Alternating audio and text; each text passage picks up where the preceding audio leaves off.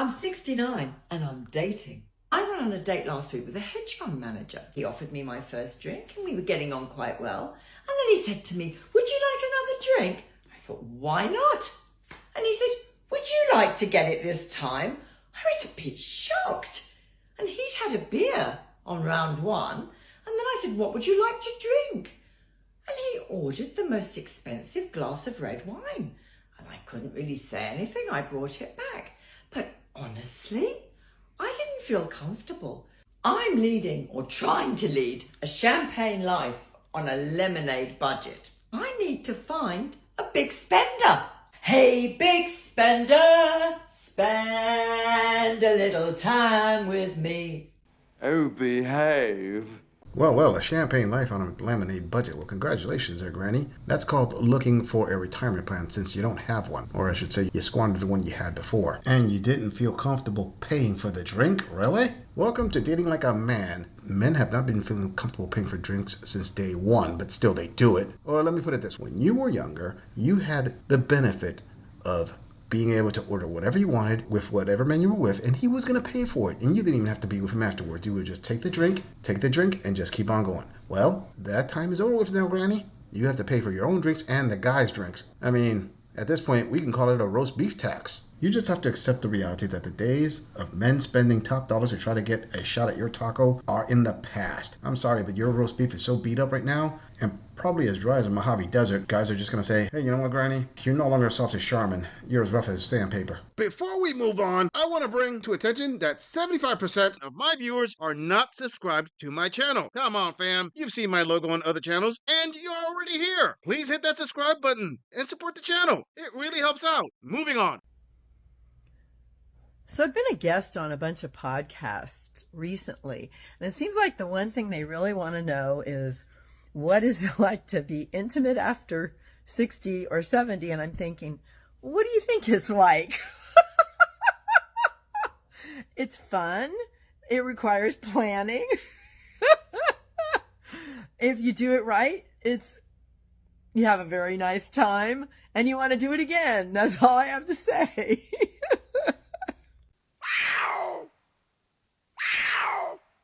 Intimacy for women after 60. It's fun and requires planning. That's code for it requires a blue pill and a lot of lube. I mean, I don't doubt that women over 60 have a lot of fun in the bed sheets, but I would say men would have to put in more work into it, have to use a lot more imagination. I mean, there's only so much you can work with there. But on the bright side for women who are over 60, there are plenty of guys out there who are willing to give them a one-off, the every other month visit, the call her in on a slow Tuesday. And I guess after 60, you ladies probably wouldn't mind being part of a guy's roster. Whatever works, right? Moving on. So now at 60, I can't get past that little voice in my head that the guy should still be pursuing and asking me out.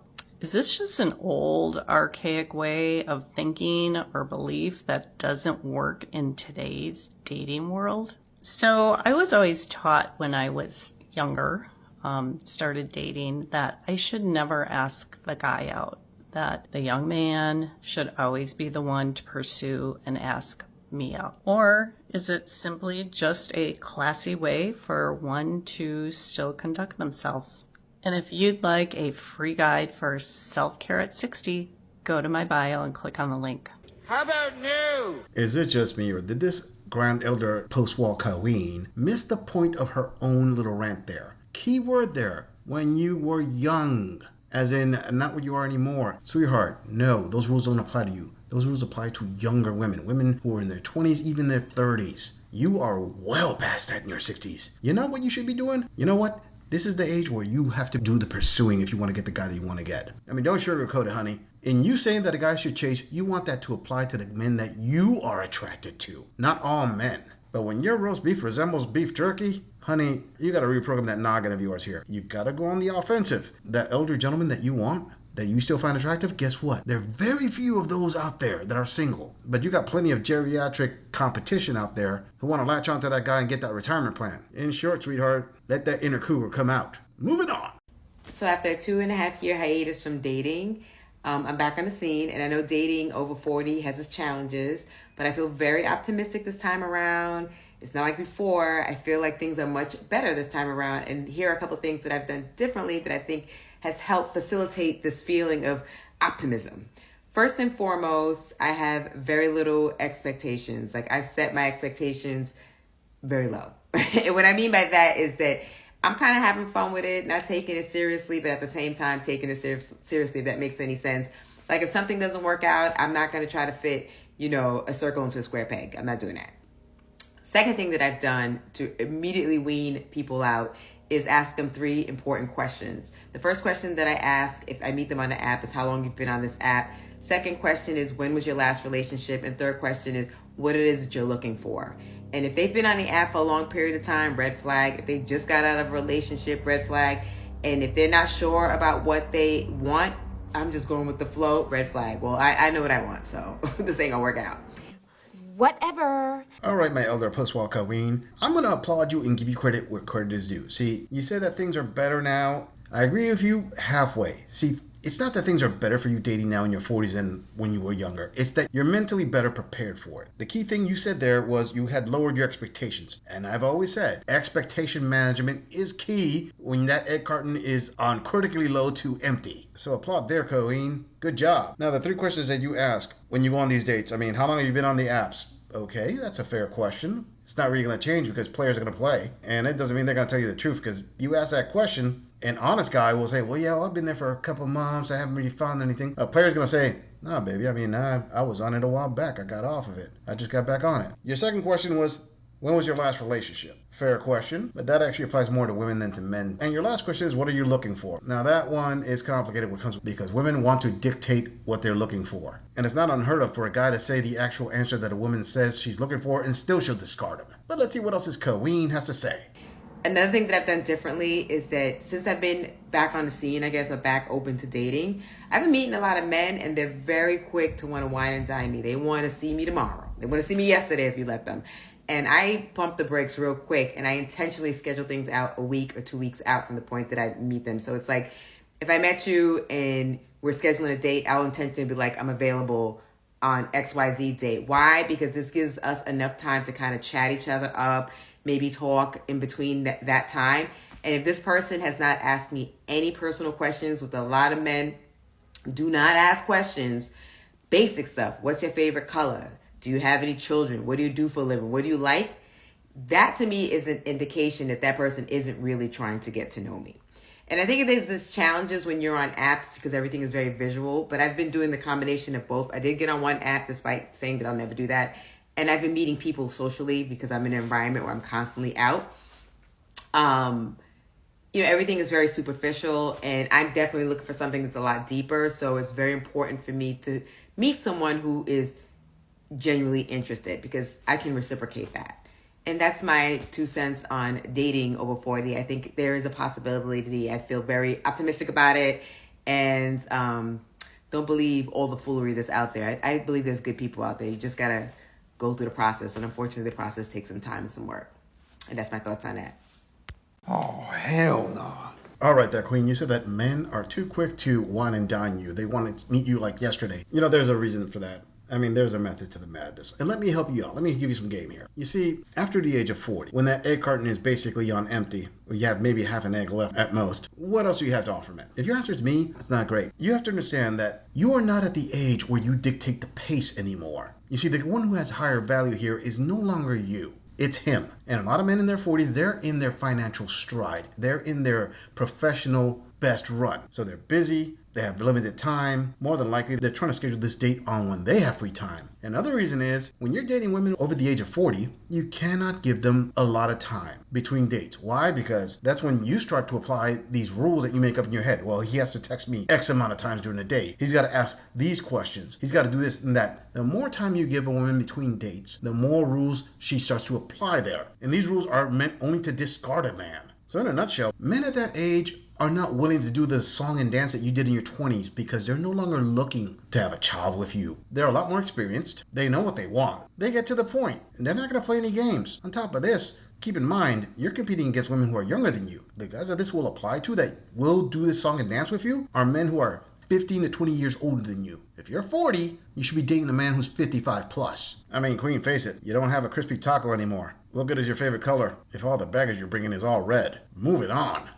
I saw this video on dating after 60, and somebody was talking about the fact that only 6% of men want someone who is 5 or more years younger, only 8% of men only want sex, and the takeaway from the whole thing was that everybody wants the same thing. Trust, companionship, a best friend, someone to go through life with.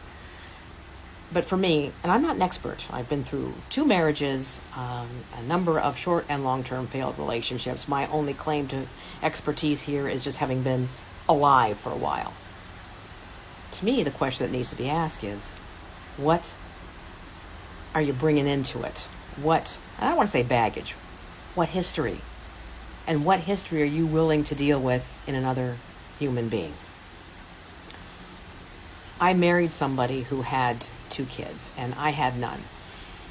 And it was hard being a stepmom, especially not being, having had any parenthood experience and having had a rather fraught relationship with my own dad. It was very weird to watch the father-child dynamics that were going on there.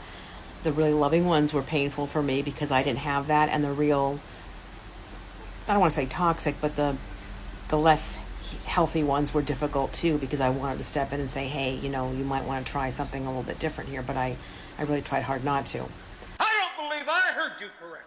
Did this grand elder post-law queen start off asking, what do you bring into it? What do you bring into a relationship? AKA baggage? I mean, she literally said that, and then she gave examples of her marriages. She said that the hard ones were very hard, and the loving ones were also hard because she had never experienced it. I mean, damned if you do, damned if you don't, right? There is no pleasing you. Simply put, in just over a minute, you put out there that you were the problem of everything. Just look at the obvious. If you're going to go into a new relationship now at this age, and you say, what do I bring? You said that you're bringing in difficulties on your part in your relationships. There's nothing else that you can bring. You didn't have any kids. That was either your choice or you couldn't have kids. No one is going to hold that against you. But the point is, at the age of 60, what do you bring to the table that a man's going to say, oh yeah, I want that? If you say experience, guess what? When it comes to a relationship, men don't care about a woman's experience. Usually because women who have a bunch of experience in failed relationships rarely bring in the positive aspects. They almost always bring in the negative aspects. I mean, it's no secret that women love to compare men. Your new relationship will always be compared to the men that you were previously with. This guy was more fun. This guy had more money. This guy was more endowed. This guy was more adventurous. This guy considered my emotions more. This guy gave me better conversations. Women always compare all the men they've been with in their heads. Experience is not an unlocked achievement for you in relationships, ladies. But let's hear what else she has to say. And now I'm dating somebody who's a widower. And I'm a widow too. And that's not easy either. I started dating my guy 6 months after his wife passed, and it's not easy to walk into a house that someone that you care about shared with somebody else and to see all the mementos of a life that was lived prior to me and really wondering, well, you don't want to compare yourself, but you do.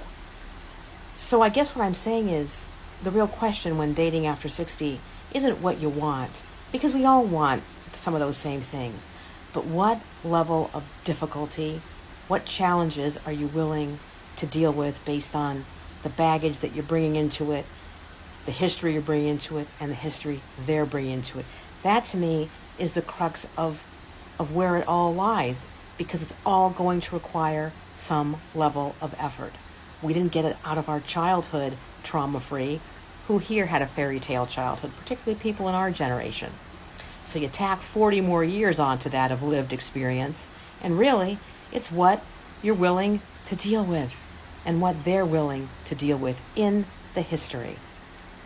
It's easy to say what we do want. It's harder to say what we won't deal with. Come on now, dog. Come on, man. All right, fam. Those of you who've been watching my channel for more than 5 minutes already know that I have said this multiple times in the past. Widows get a lot of passes with me because they didn't ask to go back into the dating market. They were pushed back into the dating market from a painful point of loss. Now, this applies to both men and women, but usually women, because in this audit, we're talking about a woman here. But I just can't ignore the fact that she literally just explained that she's having difficulty with her current relationship, who is a widower, just like she's a widow, and her contention is that She hates being compared to the memory of someone else who lived a life with him. This is exactly what men have to deal with when they decide to date a widow. So again, I'm seeing a lot more from her wanting things to be basically done for her, automated for her. The guy has got to accommodate himself around her, but she is having a difficulty doing what men usually do. He lost a loved one, a woman he loved. That doesn't mean he can't find love again. There are boundaries that he's got to break down, but that goes for you too. Usually it's men who are expected to do the work when dating widows, but I can't ignore the fact that this widow has an issue doing for a guy what she would require a guy to do to be with her. Listen, sweetheart, you keep that up, I'm just going to revoke that pass I gave you. You should consider that at your age, you really can't be picky.